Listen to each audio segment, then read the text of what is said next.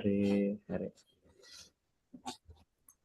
So ಈಗ ಪೃಥು ಮಹಾರಾಜರು ಭೂದೇವಿಯರನ್ನು ಅವರ ಬೆನ್ನಟ್ಟಿ ಅವರೆಲ್ಲೂ ತಪ್ಪಿಸ್ಕೊಳ್ಳೋಕ್ ಆಗ್ಲಿಲ್ಲ. ಸೊ ಕೊನೆಗೆ ಅವರು ಆ ಪೃಥು ಮಹಾರಾಜರಿಗೆ ಶರಣಾಗತಿ ಪಡೀಲಿಕ್ಕೆ ತಯಾರಾದರು. ಸೊ ಹಾಗಾಗಿ ಅವರು ಆದ್ರೂ ಕೂಡ ಪೃಥು ಮಹಾರಾಜರು ಅಷ್ಟು ಕೋಪದಲ್ಲಿದ್ದಾರೆ. ಅಷ್ಟು ಕೋಪ ಅವರ ಬಿಲ್ಲು ಬಾಣ, ಎಲ್ಲ ದಿವ್ಯ ಅಸ್ತ್ರಗಳು. ಇವತ್ತೇನೆ ನಾವು ಇವಾಗ ಅನ್ಕೊಳ್ಳೋ ತರ ಬಿಲ್ಲು ಬಾಣಗಳು ನಾವು ಒಲಿಂಪಿಕ್ಸ್ ಅಲ್ಲಿ ಇದು ಮಾಡ್ತಾರೆ, ಇನ್ನೊಂದರಲ್ಲಿ ಮಾಡ್ತಾರೆ, ಆ ತರ ಅಲ್ಲ. ಈ ಬಿಲ್ಲು ಬಾಣಗಳೆಲ್ಲ ದಿವ್ಯ ಅಸ್ತ್ರಗಳು. ಇದರಲ್ಲಿ ಎಷ್ಟೋ ಸಾಮರ್ಥ್ಯವಿರ್ತಾ ಇತ್ತು. ಬ್ರಹ್ಮಾಸ್ತ್ರ ಅಂತ ಇರ್ತಾ ಇತ್ತು. ಸೊ ಈ ರೀತಿ ಎಲ್ಲ. ಸೊ ಅದು ಬ್ರಹ್ಮಾಸ್ತ್ರ ಇವತ್ತಿನ ಅಣು ಅಸ್ತ್ರಗಳಿಗಿಂತ ಎಷ್ಟೋ ಇದೆ, ಬಲ ಶಕ್ತಿಯುತವಾದದ್ದು. ಸೊ ಇವತ್ತಿನ ಅಣು ಅಸ್ತ್ರ ಅಂದ್ರೆ ಇವತ್ತು ಹೆದರ್ತಾರೆ. ಸೊ ಎಲ್ಲ ಯುದ್ಧ ಇವಾಗ ಒಂದ್ ರೀತಿಯಲ್ಲಿ ಇರಾನ್ ಈ ಯುದ್ಧ, ಅದು ಅಣು ಅಸ್ತ್ರ ಅವ್ರು ತಯಾರು ಮಾಡಬಾರ್ದು ಅನ್ನೋದಕ್ಕೆ, ಅದನ್ನ ನಿಲ್ಲಿಸೋದಕ್ಕೆ ಇವರ ಎಲ್ಲ ಯುದ್ಧ. ಇಸ್ರೇಲ್ ಮತ್ತೆ ಅಮೆರಿಕ ಅಣು ಅಸ್ತ್ರ ಅದು ಅವ್ರಿಗೆ ಬಂದ್ಬಿಟ್ರೆ, ಅವ್ರ ಕೈಗೆ ಬಂದ್ಬಿಟ್ರೆ ಮತ್ತೆ ಅವ್ರನ್ನ ಹಿಡಿಯಕ್ಕಾಗಲ್ಲ. ಅದರಿಂದ ಅವರು ಎಲ್ಲ ನಮ್ಮ ಇದನ್ನ ನಾಶ ಮಾಡ್ಬಿಡ್ತಾರೆ ಹೀಗೆಲ್ಲ. ಸೊ ಆಕ್ಚುಲಿ ಅಣು ಅಸ್ತ್ರಕ್ಕಿಂತ ಬಹಳ ಶಕ್ತಿಯುತವಾದದ್ದು ಹಿಂದೆ ಅಸ್ತ್ರಗಳು, ದಿವ್ಯ ಅಸ್ತ್ರಗಳು ಇರ್ತಾ ಇತ್ತು. ಸೊ ಬ್ರಹ್ಮಾಸ್ತ್ರ, ಅದರಲ್ಲಿ ಬ್ರಹ್ಮಾಸ್ತ್ರ. ಸೊ ಎನಿವೆ, ಸೊ ಈ ಅಸ್ತ್ರಗಳೆಲ್ಲ ಇದರ ಒಂದು ವಿಜ್ಞಾನವೇ ಇರ್ತಾ ಇತ್ತು, ಇದರ ಶಾಸ್ತ್ರವೇ ಇರ್ತಾ ಇತ್ತು. ಧನುರ್ವೇದ ಅಂತ ಹೇಳ್ತಾ ಇದ್ರು, ಅದೆಲ್ಲ ಇರ್ತಾ ಇತ್ತು. ಅದರ ತರಬೇತಿ ಇರ್ತಾ ಇತ್ತು, ಅದಕ್ಕೆ ಆಚಾರ್ಯರು ಇರ್ತಾ ಇದ್ರು. ದುರ್ಯೋಧನ ಅಲ್ಲ, ದ್ರೋಣಾಚಾರ್ಯ ಅಂತ ಆಚಾರ್ಯರು ಅದನ್ನು ತಿಳಿಸ್ಕೊಡ್ತಾ ಇದ್ರು. ಅದೆಲ್ಲ ಇತ್ತು. ಎನಿವೆ, ಕಲಿಯುಗದಲ್ಲಿ ಅಷ್ಟು ಆ ದಿವ್ಯ ಅಸ್ತ್ರಗಳಿಲ್ಲ. ಈ ಬಿಲ್ಲು ಬಾಣಗಳು ಇವತ್ತು ಅಷ್ಟು ಕೆಲಸ ಮಾಡೋದಿಲ್ಲ. ಬಟ್ ಎನಿವೆ, ಈ ಬಿಲ್ಲು ಹಿಂದೆ ಇವರು ಕೇಳ್ತಾ ಇರೋದು ಪೃಥು ಮಹಾರಾಜ ಅಂತ ಒಂದು ದಿವ್ಯ ಅಸ್ತ್ರಗಳನ್ನು ಹೊಂದಿ ಭೂದೇವಿಯ ಬೆನ್ನಟ್ಟರು. ಭೂದೇವಿಯ ಬೆನ್ನಟ್ಟದ ಮೇಲೆ ಭೂದೇವಿ ಈಗ ನೋಡಿದ್ರು, ನನಗೆ ಯಾವ ದಾರಿ ಇಲ್ಲ, ನನಗೆ ಎಲ್ಲೋದು ಕೂಡ ಬಿಡೋದಿಲ್ಲ ನಾನು. ಸೊ ಅದಕ್ಕೆ ಇವರು ಅವ್ರಿಗೆ ಶರಣಾಗತಿಯಾಗಿ ಅವ್ರಿಗೆ ಇವಾಗ ಹೇಳ್ತಾ ಇದ್ದಾರೆ, ಕಾರಣಗಳು ಕೊಡ್ತಾ ಇದ್ದಾರೆ. ಯಾಕೆ ನೀವು ನನ್ನನ್ನು ಕೊಲ್ಲಬಾರದು? ನೀವು ಎಲ್ಲ ಧರ್ಮವನ್ನು ತಿಳಿದವರು, ಧರ್ಮಜ್ಞಃ ಅಂತ ಹೇಳ್ತಾರೆ. ಸೊ ನೀವು ಧರ್ಮವನ್ನು ತಿಳಿದವರು. ಸೊ ನಾನು ಅಧರ್ಮವನ್ನು ಮಾಡಲೇ ಇಲ್ಲ. ಸೊ ನಾನು ತುಂಬಾ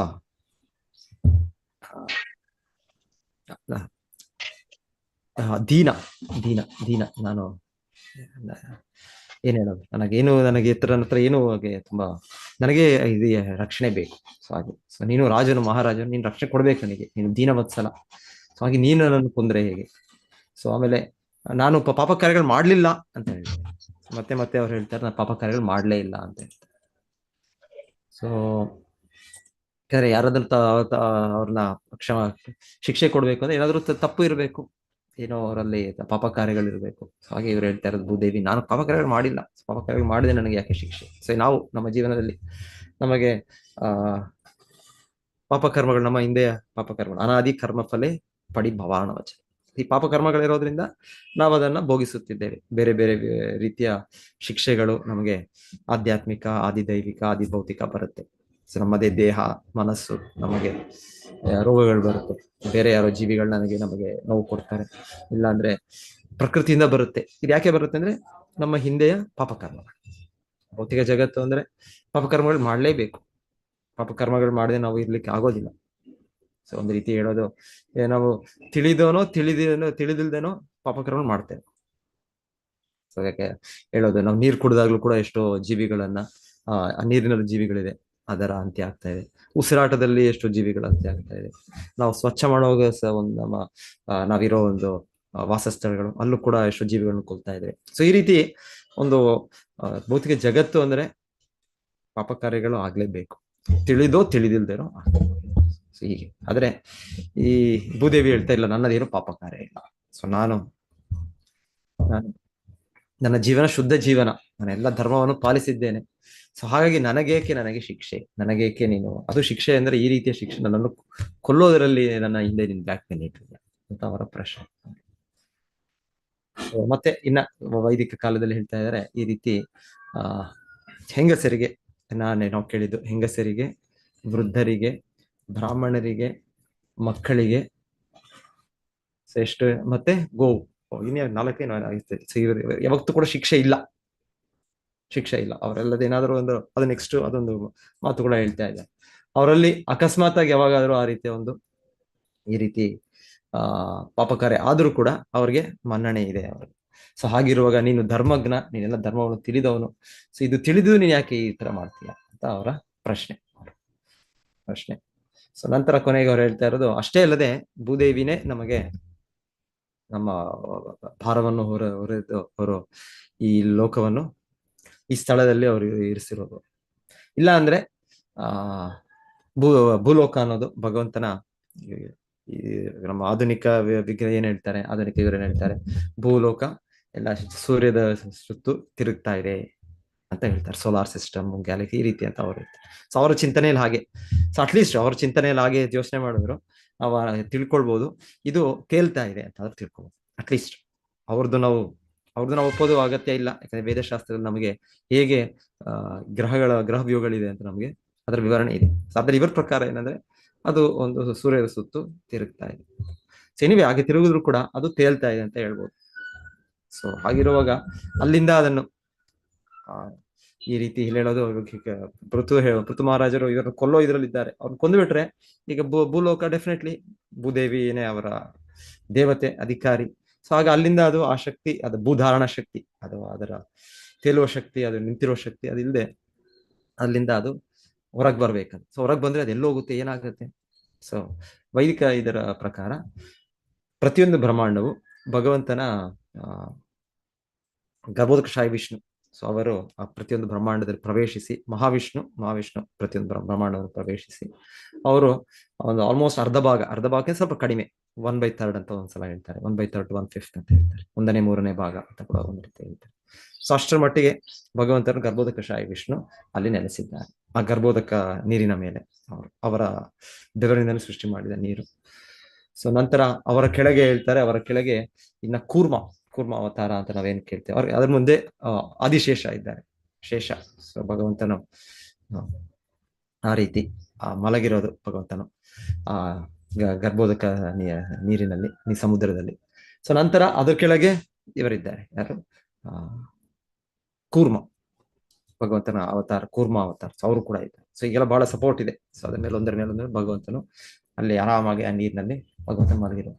ಸೊ ಅವನ ಒಕ್ಕಳಿನಿಂದ ಬ್ರಹ್ಮದೇವರು ಬರುವ ಒಂದು ಒಕ್ಕಳಿಂದ ಬರುವ ಒಂದು ತಾವರೆ ಹೂವಲ್ಲಿ ಬ್ರಹ್ಮದೇವರು ಹುಟ್ಟಿ ಬರ್ತಾರೆ. ಸೊ ಆ ಮಧ್ಯೆಯಲ್ಲಿ ಬ್ರಹ್ಮದೇವ್ರ ಮೇಲೆ ಮತ್ತೆ ಇಲ್ಲಿ ಶ್ರೇಷ್ಠ ನಿಮ್ಮ ಮಂದಿರಗಳು ಹೋಗಿರ್ಬೋದು.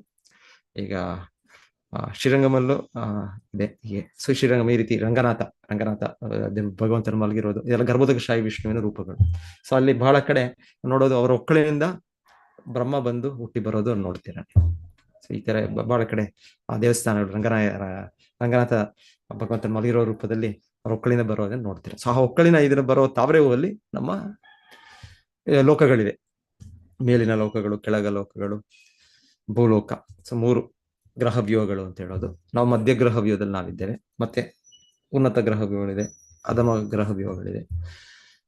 ಸೊ ಈಗ ಭೂದೇವಿ ಹೇಳ್ತಾ ಇದ್ದಾರೆ, ನಾನು ಮಧ್ಯದಲ್ಲಿದ್ದೇನೆ, ಅದರಲ್ಲೂ ಇದರ ತಾವರೆ ಇದರಲ್ಲಿರೋದು, ಅದರಲ್ಲಿ ಕೂಡ ಎಲ್ಲೋ ಒಂದು ಸಣ್ಣ ಭಾಗದಲ್ಲಿರೋದು, ಸುತ್ತು ಸ್ಪೇಸ್ ನಾವೇನ್ ಹೇಳ್ತೀವಿ, ಗಾಳಿ, ಇಲ್ಲಾಂದ್ರೆ ಸೂಕ್ಷ್ಮವಾದ ಖಮ್.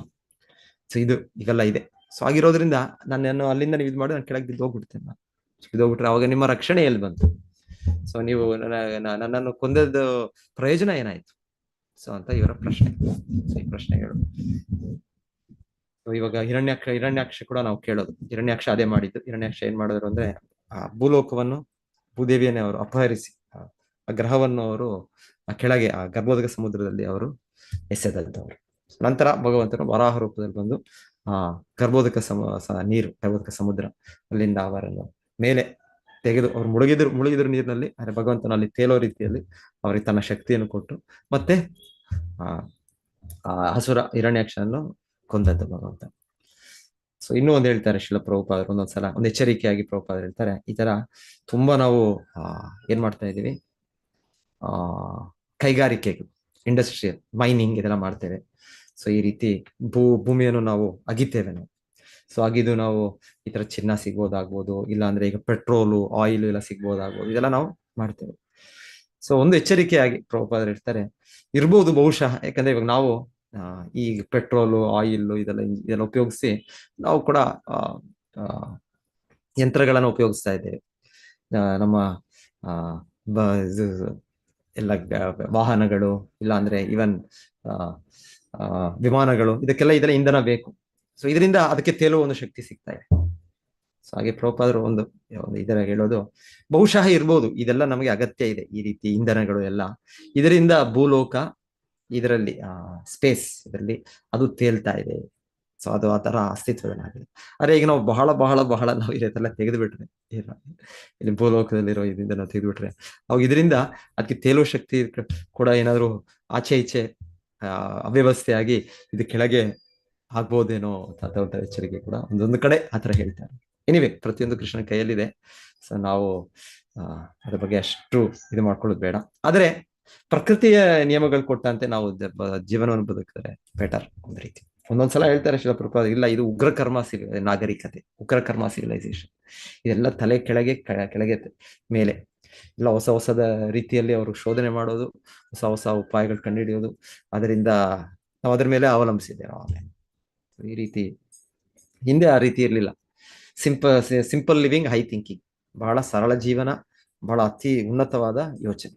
ಸೊ ಎಷ್ಟೇ ಆದ್ರೂ ಭೌತಿಕ ಜಗತ್ತಿನಲ್ಲಿ ಇಲ್ಲಿ 4 ಜನ್ಮ ಮೃತ್ಯು ಜರಾವ್ಯಾಧಿನ ಅನುಭವಿಸ್ಲೇಬೇಕು ನಾವು. ಇದರಿಂದ ಯಾರು ಮುಕ್ತರಲ್ಲ. ಎಷ್ಟು ನಾವು ಆಸ್ಪತ್ರೆಗಳು ಓಪನ್ ಮಾಡಿದ್ರು, ಎಷ್ಟೇ ಬೆಡ್ಸ್ ಇನ್ಕ್ರೀಸ್ ಮಾಡಿದ್ರು, ಎಷ್ಟೇ ಮೆಡಿಕಲ್ ಕಾಲೇಜ್ ಪರ್ಮಿಷನ್ ಕೊಟ್ರು, ಎಷ್ಟೇ ಹೊಸ ಡಾಕ್ಟರ್ಗಳು ತಯಾರಾದ್ರು, ಇದಕ್ಕೆ ನಮಗೆ ಇದರಿಂದ ಮುಕ್ತಿ ಇಲ್ಲ. ರೋಗಗಳು ಇನ್ನ ಹೆಚ್ಚಾಗ್ತಾನೆ ಇವೆ. ರೋಗಗಳು ಹೆಚ್ಚಾಗ್ತಾ ಇದೆ, ಇನ್ನ ಕಷ್ಟಗಳು, ಇನ್ನ ಕೊನೆಗೆ ಸಾವು ಇದೆ. ಕಾಲೋಸ್ಮಿ ಮೃತ್ಯು ಸರ್ವ ಹರಶಾಹಂ. ಭಗವಂತನ ಗೀತೆ ಹೇಳೋದು, ನಾನು ಮೃತ್ಯುವಿನ ರೂಪದಲ್ಲಿ ನಿಮ್ಮದೆಲ್ಲವನ್ನು ಸರ್ವನಾಶ ಮಾಡ್ಬಿಡ್ತೀನಿ. ಈಗ ನೋಡಿ, ಸರ್ವನಾಶ. ಈಗ ಈ ತರ ಒಂದು ಯುದ್ಧಗಳಾದಾಗ ಜನರು ಅವರೆಷ್ಟು ಕಷ್ಟಪಟ್ಟು ಪರಿಶ್ರಮ ಪಟ್ಟು ಕಟ್ಟಿರ್ತಾರೆ. ಅವರ ನಗರವನ್ನು ಕಟ್ಟಿರ್ತಾರೆ, ದೊಡ್ಡ ದೊಡ್ಡ ಕಟ್ಟಡಗಳನ್ನು ಕಟ್ಟಿರ್ತಾರೆ, ಫ್ಲೈಓವರು, ಆ ಪಾರ್ಕ್ಗಳು, ಏನೇನೋ ವ್ಯವಸ್ಥೆಗಳು ಎಲ್ಲ. ಸೊ ಆ ಶತ್ರು ದೇಶ ಒಂದು ಕ್ಷಣದಲ್ಲಿ ಅದನ್ನ ಅವರು ನಾಶ ಮಾಡ್ತಾರೆ. ಆಮೇಲೆ ಈಗಿನ ಯುದ್ಧಗಳು ಅಂದ್ರೆ ಅದಕ್ಕೆ ಒಂದು ಧರ್ಮ ಯುದ್ಧಗಳಲ್ಲ, ಅಲ್ಲಿ ಧರ್ಮದ ಇದೇ ಇಲ್ಲ. ಹಿಂದೆ ಯುದ್ಧ ಅಂದ್ರೆ ಧರ್ಮ ಯುದ್ಧ. ಕುರುಕ್ಷೇತ್ರ ಕೂಡ ನಾವು ಕೇಳೋದು, ನಾವು ಅಷ್ಟೋನು ಕಟುಕ ಯಾರು ದುರ್ಯೋಧನ, ಆದ್ರೂ ದುರ್ಯೋಧನ ಅಷ್ಟು ಕಟುಕನ ಇದ್ರು, ಅವನಲ್ಲೂ ಸ್ವಲ್ಪ ನೀತಿ ನಿಯಮ ಇತ್ತು ಅಂದ್ರೆ ಅವರು ಇವರನ್ನು ಪಾಂಡವರನ್ನ ಒಂದು ಯುದ್ಧ ಮಾಡುವಾಗ ಅವರೆಲ್ಲಿ ಅವರ ರಾಜಧಾನಿ ಮೇಲೆ ಬಾಂಬ್ ಹಾಕೋದು ಅದೆಲ್ಲ ಇಲ್ಲ. ಸೊ ಅವರು ಒಂದು ಮಧ್ಯಪ್ರದೇಶದಲ್ಲಿ ಬಂದ್ರು, ಒಂದು ಸ್ಥಳವನ್ನು ಆಯ್ಕೆ ಮಾಡಿ ಬನ್ನಿ, ಇಲ್ಲಿ ನಾವು ಈ ಯುದ್ಧ ಭೂಮಿಯಲ್ಲಿ ನಾವು ನಿರ್ಣಯ ಮಾಡೋಣ, ನಾವು ಇದಕ್ಕೆ ಅರ್ಹರ, ನೀವು ಅರ್ಹರ. ಸೊ ಅವರು ಸಾಮಾನ್ಯ ನಾಗರಿಕರಿಗೆ, ಅಮಾಯಕರು, ಅವ್ರಿಗೇನು ಇಲ್ಲ. ಅವ್ರು ಆರಾಮಾಗಿದ್ದಾರೆ. ಇಂದ್ರಪ್ರಸ್ಥದಲ್ಲಿ, ಹಸ್ತಿನಾಪುರದಲ್ಲಿ, ಇನ್ನೊಂದು ಕಡೆ ಅವ್ರ ರಾಜರು ಮಾತ್ರ ಯಾರಿದ್ರು ಅವ್ರು ಮಾತ್ರ ಬಂದಿದ್ದಾರೆ.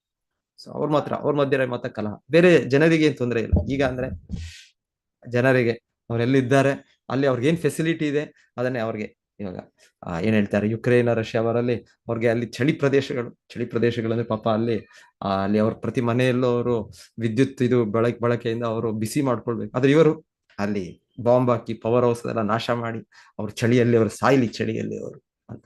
ಇಲ್ಲಾಂದ್ರೆ ಇಲ್ಲಿ ಇನ್ನೊಂದ್ ಕಡೆ ಈ ರೀತಿ ಇಲ್ಲಿ ಏನದು, ಅಲ್ಲಿ ನಾವು ಅರಬ್ಬಿ ಪ್ರದೇಶಗಳಲ್ಲಿ ನೀರೇ ಇಲ್ಲ, ನೀರಿಲ್ದಿರೋ ಅವ್ರೇನ್ ಮಾಡ್ತಾರೆ, ಅಲ್ಲಿ ನದಿಗಳಿಲ್ಲ ಅಲ್ಲಿ.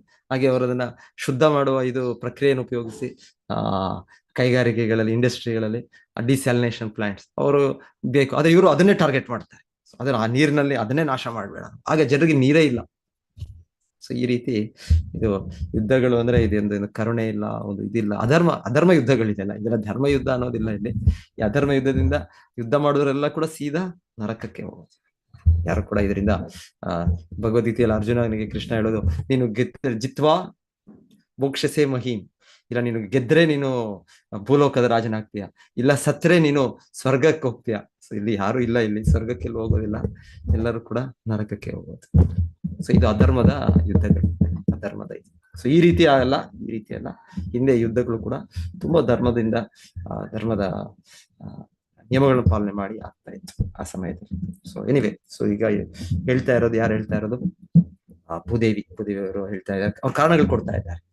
ಸೊ ನೀನ್ ಸ್ವಲ್ಪ ಯೋಚನೆ ಮಾಡು, ನೀನ್ ಮಾಡೋ ಈ ಕ್ರಮ ಏನೋ ಒಂದು ಆ ಕ್ರೋಧದಲ್ಲಿ, ಕೋಪದಲ್ಲಿ ನನ್ನನ್ನು ಕೊಲ್ಲೋದು, ಶಿಕ್ಷೆ ಕೊಡೋದು, ಮಾಡೋದು ಮಾಡ್ತಾ ಇದೆಯಾ ನೀನು. ಸೊ ಯೋಚನೆ ಮಾಡು ಸ್ವಲ್ಪ. ಧರ್ಮ ತತ್ವವನ್ನು ತಿಳಿದವನು ನೀನು. ಸೊ ಇದು ಸರಿಯೇ? ಇದು ಒಂದು ಹೆಂಗಸರನ್ನು ಕೊಲ್ಲೋದು ಸರಿಯೇ? ಇಲ್ಲ ಒಂದು ಆ ಅಮಾಯಕ ಒಬ್ಬ ವ್ಯಕ್ತಿ ಏನು ಪಾಪಗಳು ಮಾಡಿದಿಲ್ಲ ಅವರನ್ನು ಕೊಲ್ಲೋದು ಸರಿಯೇ? ಸೊ ನೀನು ಫಸ್ಟ್ ಯೋಚನೆ ಮಾಡಿ ಅಂತ ಅವ್ರಿಗೆ. ಸೊ ಈಗ ಉತ್ತರ ಕೊಡ್ತಾರೆ. ಈಗ ಋತುಮಾರ ಬಹಳ ಚೆನ್ನಾಗಿ ಉತ್ತರ ಕೊಡ್ತಾರೆ ಮುಂದೆ ಶ್ಲೋಕದಲ್ಲಿ. ನೆಕ್ಸ್ಟ್ ಶ್ಲೋಕದಲ್ಲಿ ಅವ್ರು ಮಾತಾಡ್ತಾರೆ. ಸೊ ಅವ್ರು ಹೇಳ್ತಾರೆ, ನನ್ನ ಆಜ್ಞೆಯನ್ನು ಪಾಲನೆ ಮಾಡ್ಲಿಲ್ಲ ನೀನು, ಅದು ನಿನ್ನ ಮೊದಲ ಪಾಪ ಕಾರಣ. ಇವ್ರು ಹೇಳಿದ್ದು, ನಾನು ಪಾಪ ಮಾಡ್ಲಿಲ್ಲ, ನಾನು ಅನಘ, ಏನು ನನ್ನ ಇದಿಲ್ಲ, ಪಾಪ ರಹಿತನು ನಾನು. ಸೊ ಆಗಿರುವಾಗ ನೀನು ಶಿಕ್ಷೆ ಕೊಡಕ್ಕೆ ಹೇಗೆ ನಿನಗೆ ಇದಿದೆ, ಅಧಿಕಾರ ಇದೆ ಅಂತ ಇವರು ಭೂದೇವಿ ಅವ್ರಿಗೆ ಆಶ್ರಯ ಪಡೆದಿದ್ದಾರೆ. ಪಡೆದು ಕೂಡ ಅವರು ವಾದ ವಿವಾದ ಮಾಡ್ತಾ ಇದ್ದಾರೆ. ಅವರು ಹೇಳ್ತಾ ಇದ್ದಾರೆ, ಇಲ್ಲ ನಾನು ಪಾಪ ಮಾಡಿಲ್ಲ, ನಾನು ಏನು ನಾನು ಶಿಕ್ಷೆಗೆ ಅರ್ಹನಲ್ಲ ನಾನು. ಸೊ ನೀನ್ ಹೇಗ್ ಕೊಡ್ತೀನಿ ಶಿಕ್ಷೆ? ಸೊ ಇವಾಗ ಮೊದಲ ಇದಕ್ಕೆ ಹೇಳ್ತಾರೆ ಪೃಥು ಮಹಾರಾಜ, ನನ್ನ ಆಜ್ಞೆ, ನನ್ನ ಆದೇಶ ಏನಿದೆ ನೀನು ಅದನ್ನ ಪಾಲನೆ ಮಾಡ್ತಾ. ಸೊ ಆದೇಶ, ಧರ್ಮ ಅಂದ್ರೆ ಭಗವಂತರು ಕೊಟ್ಟ ಆದೇಶ. ಧರ್ಮಂತು ಸಾಕ್ಷಾತ್ ಭಗವತ್ ಪ್ರಣೀತ.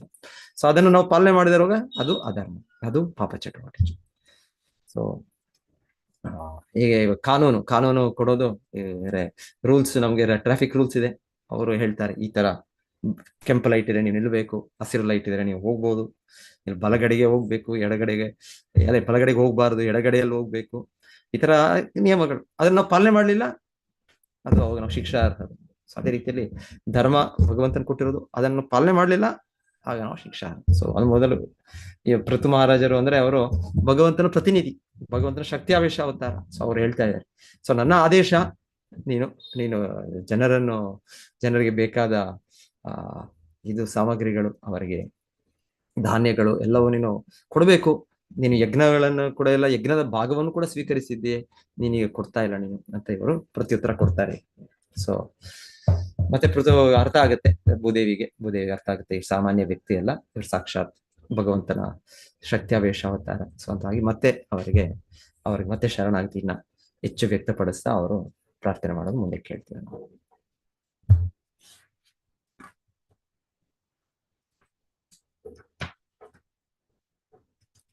ಹರೇ ಕೃಷ್ಣ. ಸೊ ಯಾರಾದ್ರೂ ಹೇಳ್ತೀರಾ, ಸೇರಿಸ್ತೀರಾ ಅಂದ್ರೆ ಹೇಳ್ಬೋದು. ಪ್ರಶ್ನೆ ಇದೆ ಏನಾದ್ರು?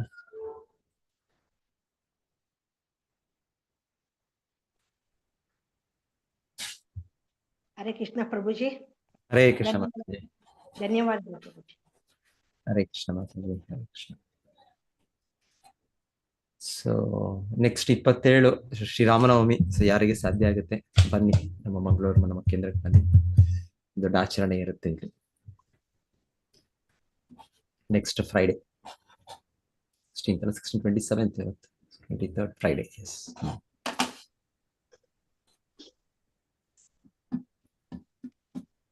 ಹರೇ ಕೃಷ್ಣ ಪ್ರಭುಜಿ. ಹರೇ ಕೃಷ್ಣ ಮಾತಾಜಿ. ಹರೇ ಕೃಷ್ಣ. ಹರೇ ಕೃಷ್ಣ ಪ್ರಭುಜಿ, ಪ್ರಣಾಮಗಳು. ಹರೇ ಕೃಷ್ಣ ಪ್ರಣಾಮಗಳು. ಪ್ರಭುಜಿ, ಒಂದೇ ಒಂದು ಡೌಟ್ ಪ್ರಭುಜಿ. ಹೇಳಿ ಮಾತಾಜಿ. ನಮ್ಗೆ ಎಫ್ ಟಿ ಭಾಗವತಮಲ್ಲಿ ಈಗ ಸೆಕೆಂಡ್ ಕ್ಯಾಂಟೋದು ಎಕ್ಸಾಮ್ ಎಲ್ಲ ಶುರು ಆಗ್ತಾ ಇದೆ ಪ್ರಭುಜಿ. ಅಲ್ಲಿ ನಮ್ಗೆ ಎಕ್ಸಾಮ್ಷನ್ ಶ್ಲೋಕ ಮತ್ತು ಎಕ್ಸಾಮ್ ಅಲ್ಲಿ ಕೊಡ್ಬೇಕಲ್ಲ, ಅದು ನಿಮ್ ಕಡೆಯಿಂದ ಬರ್ಬೇಕು. ಓಕೆ,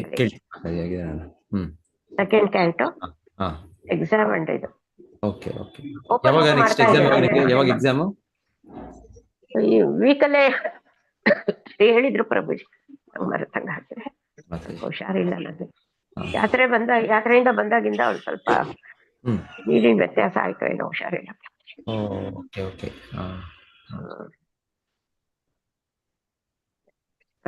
ಟ್ರಾವೆಲಿಂಗ್ ಜಾಸ್ತಿ ಆಯ್ತು ಫೈನಲ್ ಆಗಿ ರಾಮೇಶ್ವರಂ. ಅದೇ ನೀರಿಂದ ಏನಾದ್ರೂ ಆಗಿರ್ಬೋದು ಅಷ್ಟೇ. ಅದು ಏಜು ಆಗಿದೆ ಅಲ್ವಾ ಪ್ರಭುಜಿ?